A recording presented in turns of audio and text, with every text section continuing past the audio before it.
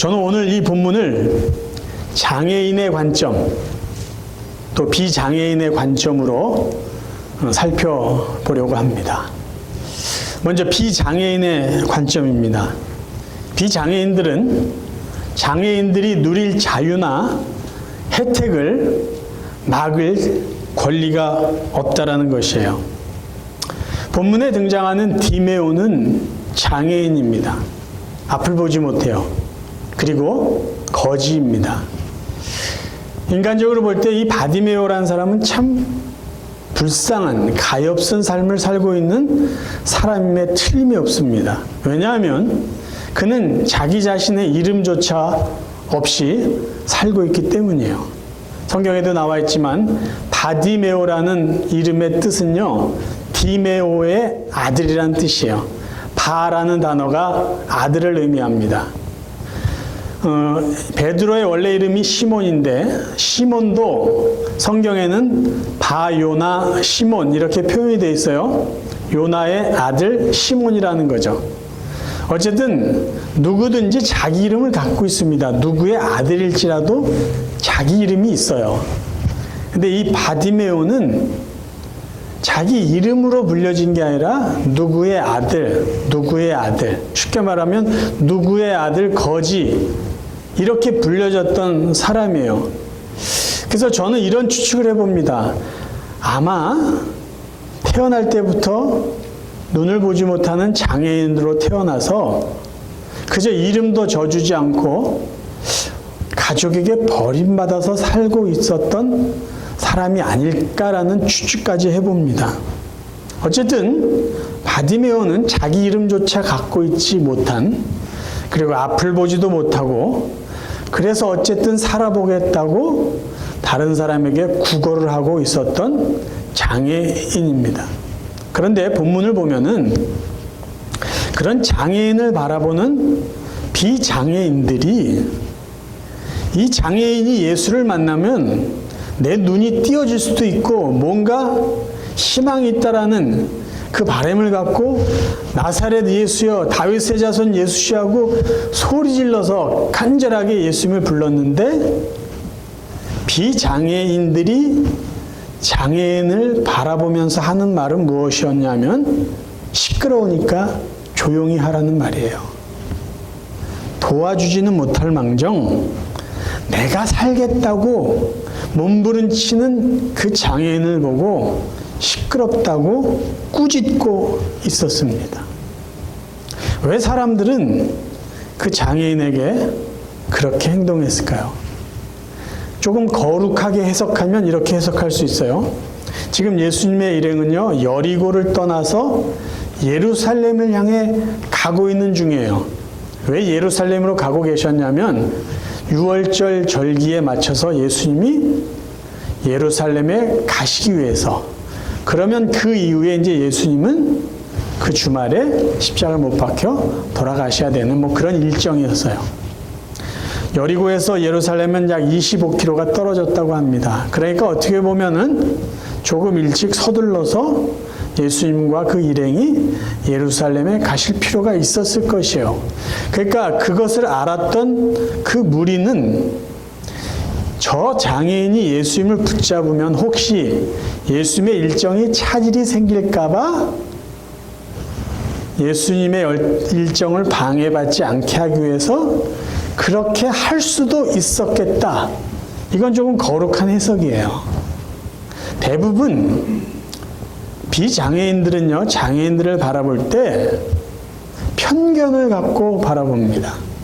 저 사람은 이상한 사람이야. 저 사람은 문제가 있는 사람이야. 그렇게 생각하고 바라본다는 거죠. 아픈 사람이야. 그렇게 바라보지 않은 거예요. 이상하고 문제가 있는 사람이라고 바라보는 경향이 상당히 많습니다. 왜 그럴까요? 저는 한때 그것을 가지고 좀 깊이 생각해 본 적이 있어요. 저는 그 이유를 세상은 속도와 편리를 기준으로 해서 장애인과 비장애인을 구분한다라는 것이죠. 무슨 말이냐면요. 내가 살아가고 있는데 내가 정해놓고 내가 생각하는 삶의 속도가 있습니다. 그건 시간이란 속도도 될 수 있고요. 어떤 감정이란 어떤 사고의 속도일 수 있어요. 누군가에게 기대하고 있는 나의 속도일 수도 있어요. 그런데 내가 가지고 있는 그 삶의 속도에 누군가가 맞춰줘요. 그게 내 자식일 수도 있고요. 내 가족일 수도 있고 내 이웃일 수도 있어요. 그런데 내가 갖고 있는 삶의 속도보다 그 상대방이 맞춰주지를 못하면요. 불편함을 느끼는 거예요. 그러면서 우리는 어떤 생각을 하냐면 저 사람이 나에게 불편함을 주기 때문에 저 사람은 장애인이라는 거죠. 반면에 나의 삶의 속도에 누군가가 맞춰줘요.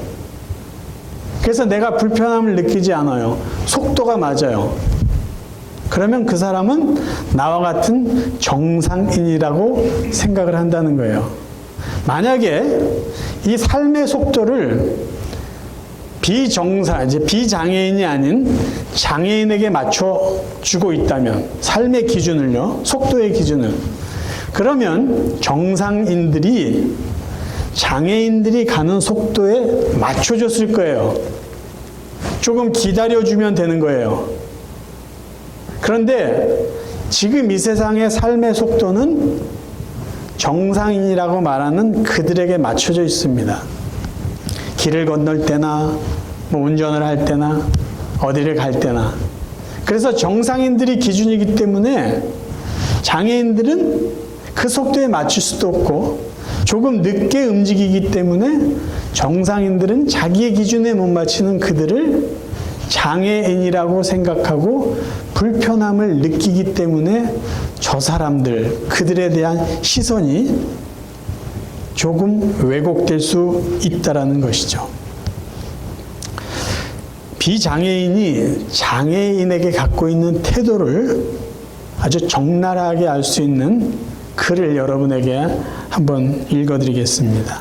이 글은 지금 현재 유엔 장애인 권리위원회 부의장으로 일하고 있는 김미연 씨의 고백이에요. 이분은 하반신 마비로 휠체어를 타고 생활하고 있습니다. 그런데 한국인으로 유엔의 장애인 권리위원회 부의장으로 지금 섬기고 있어요. 이분은 저 대학교 후배인데요. 대학교 때 이분과 같이 이렇게 지냈던 기억이 있습니다. 2021년 5월 5일 그분의 페이스북에 올라온 글이에요. 제가 한번 읽어드릴게요. 갑자기 경주를 가보고 싶다는 생각을 하고 있다. 평생 의식적이든 무의식적이든 한 번도 여행으로 갈 곳으로는 결코 생각하지 않은 곳이다. 그냥 가서 용서하고 와야겠다. 고등학교 2학년 내 동창들을. 1983년 고등학교 수학여행. 우리 분단 친구들이 수학여행 가기 전에 나를 빼고 회의를 했었다. 그리고 담임선생님께 의논 결과를 알렸다. 우리는 미연이와 수학여행 같이 못 가겠습니다. 같이 가면 우리가 미연이를 도와주느라 편히 수학여행을 다닐 수 없으니까요. 결국 나는 수학여행을 가지 못했다. 담임선생님은 선물로 불국사 열쇠고리를 하나 주셨던 기억이 난다. 내 기억으로 우리 분단의 분단장은 키가 크고 단발머리에 설렁탕집 딸이었던 것만 기억난다. 그 아이의 얼굴은 기억이 안 난다. 그러나 그 냉정하고 매서운 표정의 느낌은 결코 잊히지 않는다. 그녀들은 날 기억할까? 내가 유엔 장애인 권리위원으로 선출되었을 때 언론에 여기저기 났는데 혹시 날 알아보았을까? 그 상처가 내가 사는 동안 장애인인 나를 거부하는 사회를 바꾸겠다고 인생의 방향을 바꾸어 끊임없이 달려온 내 의식적, 무의식적 분노의 힘이 되어 나를 여기까지 오게 한 여러 이유 중 하나라는 것을 그녀들은 알 수 있을까? 더 나이 들기 전에 홀로라도 운전해서 경주를 다녀와야겠다. 그녀들은 어떻게 살고 있을까? 사실은 속수무책 놀라서 수학여행을 포기했던 고2 어린 여고생이었던 나를 용서하고 격려하러 한 번은 다녀오고 싶다. 이제는 혼자서라도 다녀올 수 있다. 가서 한번 둘러봐야겠다. 28년이 지난 지금 경주는 많이 바뀌었겠지만 고2 우리 반 그녀들을 이젠 용서해 주러 가봐야겠다. 참 오래 걸렸다. 경주. 28년 동안 이분은 친구들이 조금 편하게 수학여행 가고 싶은 그 이기적인 마음 때문에 했던 결정으로 인해서 상처를 안고 살아갔어요. 그게 긍정적인 어떤 에너지가 될 수 있었겠지만 쉽지 않은 아픔으로 그분의 삶을 무겁게 했을 것입니다.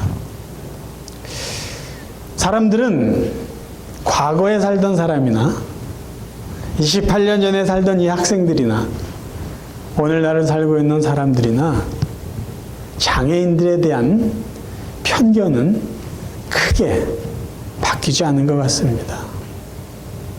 예수님이 살던 그 당시의 유대인들은요, 장애를 가진 사람을 보면은 저 사람은 죄가 많기 때문에 저런 장애를 겪고 있고 몸에 병이 난 것이다 라고 생각하고 있어요.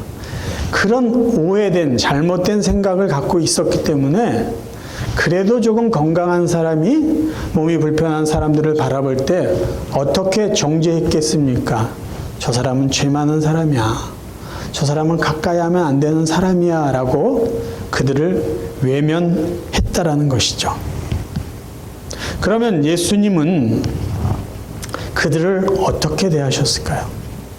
사실 그 시대나 지금 살고 있는 장애인들은요, 자신이 안고 있는 육체적인 불편함 그것만 있는 것이 아니라 자신들을 바라보는 비장애인들의 편견 섞인 시선, 무시하고 냉대하는 그 시선 때문에 받은 마음의 상처까지 안고 살아가야만 하는 사람들입니다. 그런데 예수님은 그것을 아셨기에 그 시대에 장애를 갖고 있는 사람들이 예수님을 찾아왔을 때 그들을 그냥 고쳐주시지 않았다라는 것이에요. 대표적인 구절을 한번 읽어봅니다. 마가복음 7장 32절이에요. 사람들이 귀먹고 말 더듬는 자를 데리고 예수께 나와 안수하여 주시기를 간구하거늘 예수께서 그 사람을 따로 데리고 무리를 떠나사 손가락을 그의 양귀에 넣고 침을 뱉어 그의 혀에 손을 대시며, 이 뒤에 내용은 에바다 하시고 고쳐주신 내용이에요. 그러면 여기서 예수님이요 좀 독특하게 이 사람을 고쳐줍니다. 예수님을 찾아온 사람은요 귀먹고 말을 더듬는 장애인이에요. 근데 예수님이 하신 행동을 보세요. 무리를 떠나서 따로 이 한 사람을 데리고 갑니다. 그리고 손가락을 귀에다 놓고요 침을 뱉어 그의 혀에 손을 대시며, 여기서 주목해 보아야 되는 표현은 뭐냐면요, 손을 대셨다는 거예요. 손을. 이 표현은요, 지금 귀가 먹고 말을 잘 못하는 이 사람을요 예수님이 터치해 주시는 거예요. 왜 그랬을까요?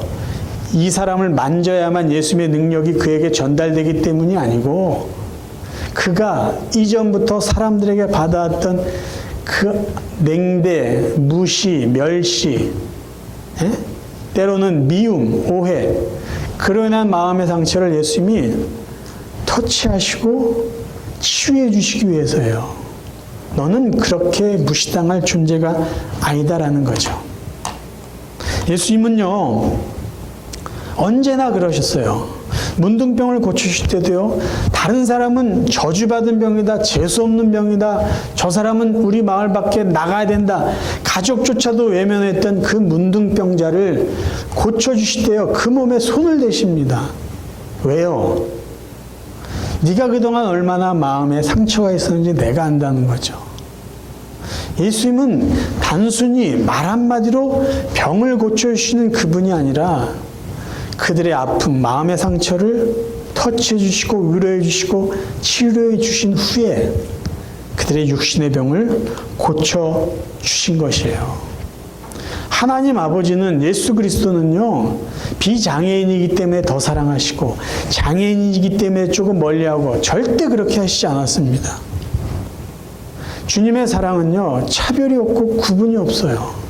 그렇기 때문에 저와 여러분이 하나님의 은혜를 받고 은혜 속에 살 수 있는 것입니다. 사람은 외모를 보시지 않잖아요. 사람들의 능력을 보시는 분이 아니잖아요. 하나님은 사랑 그 자체이세요. 그래서 저희들은요, 예수님이 장애인들에게 대하셨던 그 모습으로, 그 마음으로, 그 시선으로 몸이 불편한 사람들을 대해야 된다라는 말씀입니다. 두 번째, 저는 이 본문을 장애인의 관점에서 살펴보기 원합니다. 바디메오는 분명히 장애를 가진 사람이에요. 그런데 여러분, 의학적인 구분과 분류에 따르면 저와 여러분들도 다 장애인이라고 고백하고 인정할 수밖에 없을 것이에요. 인터넷 자료를 보면요, 장애의 종류와 기준은 생각보다 다양하고 많습니다. 제가 간단하게 장애의 종류와 기준을 한번 말해 보겠습니다. 먼저 장애는 신체 장애와 정신 장애로 크게 둘로 나눠져요. 그럼 신체 장애는 외부 장애, 내부 장애로 또 나눠집니다. 외부 장애에는요, 지체 장애, 뇌병변 장애, 시각 장애, 청각 장애, 언어 장애, 안면 장애가 있고요. 내부 장애는 신장 장애, 심장 장애, 간 장애, 호흡기 장애, 장루, 요루 장애, 뇌전병, 뇌전증 장애 이런 게 있어요. 두 번째 정신적 장애는요, 발달 장애가 있고요, 정신 장애가 있습니다. 그리고 최근에 사람들에게 많이 나타나는 장애 중에 하나는 공황 발작, 그게 심해지면 공황 장애라는 그러한 진단들이 요즘에 많아지고 있다고 합니다. 저는요, 그 장애의 분류 중에요, 여러 가지가 해당되는 사람이에요. 겉보기에는 멀쩡해 보여도요, 저는 여러 가지가 여기에 해당이 됩니다. 그래서 저는요, 일반적으로 의학에서 분류해 놓은 이 기준에 따르면 저는 장애인입니다. 여기 계신 성도님들도 여기에 기준, 이 의학에서 말하고 있는 장애의 기준에, 종류에 해당되지 않는 분은 아마 한 분도 안 계실지 몰라요. 그러면 이 기준에 따르면요, 이 세상에는요, 나는 신체적으로, 정신적으로, 내적으로, 외적으로 완벽하게 건강하다고, 그래서 나는 절대 장애인이 아니다라고 말할 수 있는 사람이 과연 몇 명이나 될까요? 그래서 우리들은요, 사람들의 겉모습만 보고 장애인이다, 비장애인이다, 저 사람은 아픈 사람이다, 저 사람은 안 아픈 사람이다라고 구분해서도 안 되고요, 할 수도 없다는 것이에요. 더 나아가서 겉모습만 보고 저 사람이 장애인이다, 아니다 판단해서는 안 된다는 것이죠. 정죄까지 한다면 더더욱 안 된다는 것이에요. 그래서 저희들이요, 우리의 장애, 우리의 연약함을 우리 스스로 인정한다면, 오늘 바디메오가 예수님에게 간구했던 그의 간구의 내용은 우리의 기도의 내용, 간구의 내용이 되어야 된다라는 말씀이에요. 10장 51절 말씀을 읽습니다. 예수께서 말씀하여 이르시되 내게 무엇을 하여 주기를 원하느냐? 맹인이 이르되 선생님이여 보기를 원하나이다. 예수님께 달려간 맹인 바디메오가 예수님의 질문에 이렇게 대답해요. 내가 뭐 해줄까? 지체하지 않고 말합니다. 보기를 원하나이다. 이 기도가 우리의 기도가 돼야 된다는 말은 뭐냐면요, 우리도 장애인이기 때문에, 우리도 장애인이기 때문에 하나님 앞에 하나님, 저는 보기를 원합니다 라고 기도해야 된다는 것이에요. 무엇을 봐야 될까요?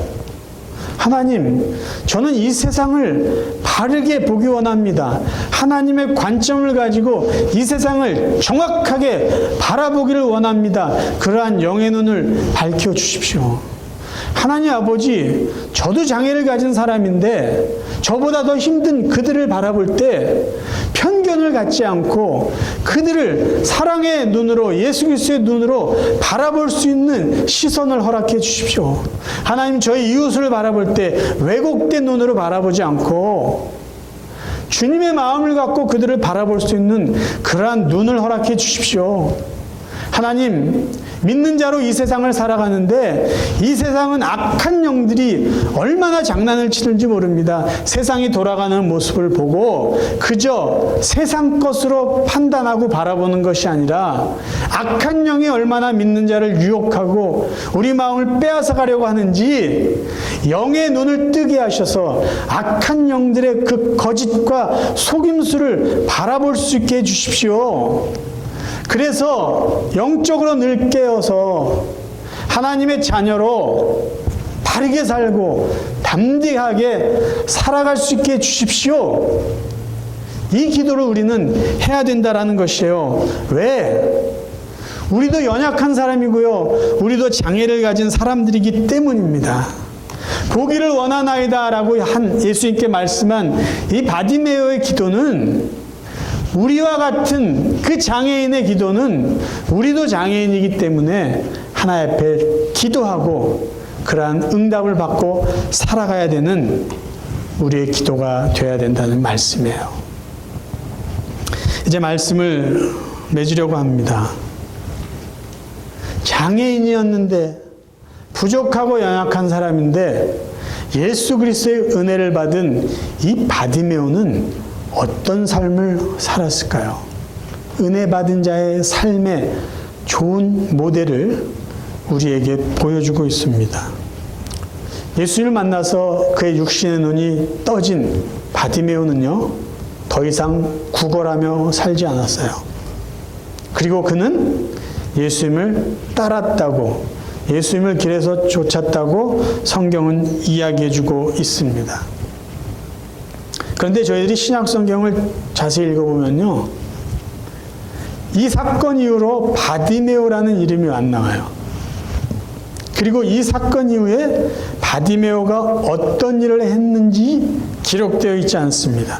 분명히 그는 예수님을 따랐다고 성경에 적혀 있는데 예수님을 어떻게 따랐는지를 우리에게 이야기해 주고 있지 않아요.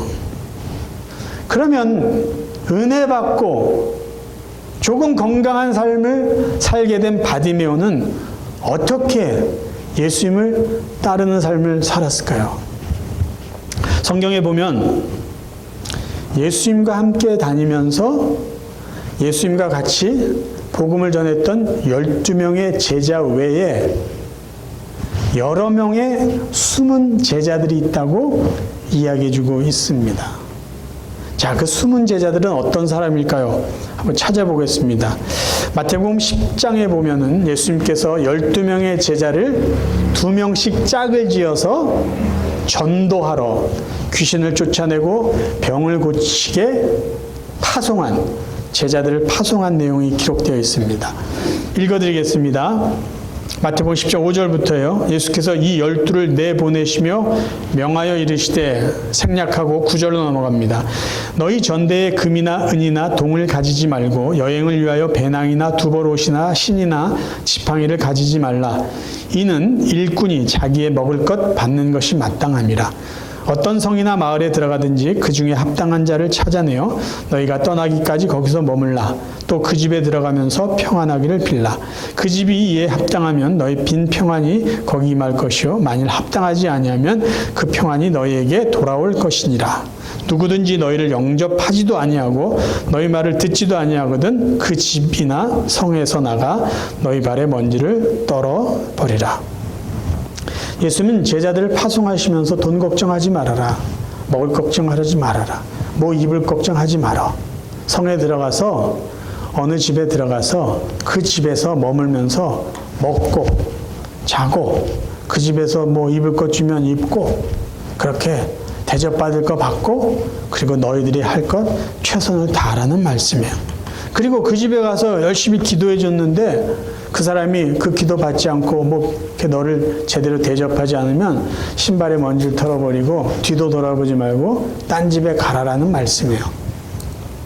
그럼 이 말씀은요, 무턱대고 복음 전도하러 어느 마을에 들어가면은 어느 집에 딱 들어가서 밥 달라고 그러고 가서 복음 전하고 와서 나 자야 되니까 잠자리 좀 마련해달라 그런 말씀일까요? 그게 아니에요. 자, 여기서 우리가 핵심으로 바라봐야 될 단어는 11절에 있습니다. 어떤 성이나 마을에 들어가든지 그 중에 합당한 자를 찾아내어 너희가 떠나기까지 거기서 머물라라는 거예요. 합당한 자는 어떤 사람일까요? 숨은 제자들이에요. 바디메오와 같이 예수님께 은혜를 받고 예수님을 따랐던 그런 사람들이 바로 이 합당한 자들이에요. 그런데 복음을 전하러 어른 마을에 갔는데 자기들이 생각할 때 그 집이 합당한 자가 사는 집인 줄 알고 갔는데 거기서 나는 아니다. 나는 예수님의 제자가 아니다. 나는 예수님의 어떤 일을 돕고 싶지 않다. 라고 했을 때는 그냥 나오라는 거예요. 그냥 나오라는 거예요. 아무 말 하지 말고. 그런데 예수님의 숨어있는 제자 집이라고 생각해서 갔는데 맞아요. 거기서 마음 놓고 먹고 자고 복음 증거하는 일, 병 고치고 귀신 쫓는 그 일에 최선을 다하라는 말씀입니다. 그러면 성경에 이런 숨은 제자들이 어디에 어떻게 표현되어 있을까요? 대표적인 구절이 누가복음 8장 1절부터 나와 있습니다. 그 후에 예수께서 각 성과 마을에 두루 다니시며 하나님의 나라를 선포하시며 그 복음을 전하실세 12제자가 함께 하였고 또한 악귀를 쫓아내심과 병 고침을 받은 어떤 여자들 곧 7 귀신이 나간 자 막달라인이라 하는 마리아와 헤롯의 청지기 구사의 아내 요한나와 수산나와 다른 여러 여자가 함께하여 자기들의 소유로 그들을 섬기더라. 이런 섬기는 자들이 있었기 때문에요. 제자들이나 예수님은요. 마음 놓고 복음만을 증거할 수 있었던 것입니다. 숨은 제자들의 또 다른 사람을 들라면요. 나사로와 마리아, 마르다 그 가정이라고 볼 수 있어요. 평소에 이 나사로 가정은요. 예수님과 제자들을 초대해서 대접을 하고 또 거기서 쉬게 했습니다. 그런 사람들이 바로 예수님의 은혜를 받아서 예수님을 따르며 예수님의 사역을 도왔던 숨은 제자들이라는 것이죠. 숨은 제자들 중에는요. 유대인의 관원들도 있었습니다. 요한복음 19장입니다. 38절이요. 아리마대 사람 요셉은 예수의 제자이나 분명히 표현되어 있죠. 예수의 제자이나 유대인이 두려워 그것을 숨기더니 이 일 후에 빌라도에게 예수의 시체를 가져가기를 구하며 빌라도가 허락하는지라 이에 가서 예수의 시체를 가져가니라. 일찍이 예수께 밤에 찾아왔던 니고데모도 몰약과 침향 섞은 것을 100리트라쯤 가지고 온지라. 아리마대 사람 요셉도 관원이었기에 빌라도를 찾아가서 예수님의 시체를 달라고 말할 수 있었어요. 니고데모도 관원이었습니다. 이렇게 드러나지 않은 동력자들, 그들의 수고와 협력, 그것이 있었기에 12명의 제자들 먹는 것 때문에 걱정하지 않았어요. 잠자는 것 때문에 걱정하지 않았습니다. 그리고 복음에만 전념할 수 있었습니다. 이렇게 은혜 받은 자들이요. 자신의 삶 속에서 때로는 자기네 집에서도 예수 그리스도의 그 사역을 얼마든지 도울 수 있어요. 자기가 할 수 있는 일, 자기가 처해 있는 그 삶의 환경에서 내가 할 수 있는 일을 하는 것이요. 제자의 삶을 사는 것이에요. 내가 은혜 받았다고 당장 아프리카로 선교하는 것, 그것만이 제자의 삶이 아닙니다. 내가 사는 이 현장에서, 내가 사는 이 집에서, 내가 다니고 있는 이 직장에서 나만이 할 수 있는 일을 그리스도의 이름으로 하는 것, 그것이 은혜 받은 자들이 예수를 섬기고 예수를 따르는 제자로서 사는 삶이에요. 저는 여러분들이, 우리가 사는 삶의 환경에서 대단한 것을 하지 않을지라도 내가 하나님 앞에 받은 것이 있기에, 그 은혜를 내가 알기에 내가 할 수 있는 이 일을, 하나님이 기뻐하시는 그 일을 지금 이 순간 하면서 살 수 있기를 바라요. 그것이 바로 장애인이었지만 주님의 은혜를 받고 주님을 따르면서 살았던 바디메오의 다른 삶을 우리가 표현하면서 사는 삶이 될 것입니다. 사랑하는 성도 여러분, 저희 모두는요, 하나님 보실 때요, 다 장애인이에요. 그리고 형편없이 연약한 죄인들입니다. 육체적으로 봤을 때도 우리 연약해요. 정신적으로 봤을 때도 약해요. 유약해요. 영적으로요, 이미 타락할 대로 타락한 존재들이었어요. 그런데 하나님 아버지는요, 우리의 그 연약한 그 모습 그대로를 받아주시고요, 그 모습 그대로 우리를 하나님의 자녀 삼아주셨어요. 그렇기 때문에 저도, 여러분도 하나님의 자녀가 될 수 있었습니다. 우리가요, 정직하게 하나님 앞에서, 또 사람들 앞에서 저는 연약한 존재예요, 저는 장애인입니다, 그런 것을 인정한다면요, 그리고 하나님이 그런 저나 여러분을 아무 조건 없이 사랑하시고 받아주시고 지금까지 지켜주시는 그 은혜와 사랑을 우리가 알고 믿고 감사한다면, 우리는 그 누군가를 바라볼 때요, 편견을 가져서도 안 되고요, 그들을 정죄해서도 안 되고요, 그들 앞에서 교만해서도 안 될 것입니다. 이제 저와 여러분의 남은 삶이요, 내가 장애인이든 뭐 상대방이 비장애인이든, 반대로요, 내가 비장애인이든 누군가 장애인이든 그런 것 중요하지 않고요, 서로의 아픔을 감싸주고 서로의 다름을 인정하면서 따뜻한 시선으로 사랑을 전하고 따뜻한 말로 그들을 격려하면서 이 세상 가운데 우리가 살아가고 있는 삶의 현장에서 하나님의 나라를 더 아름답게 만들어가는 저희 모두가 되기를 주님의 이름으로 축원합니다.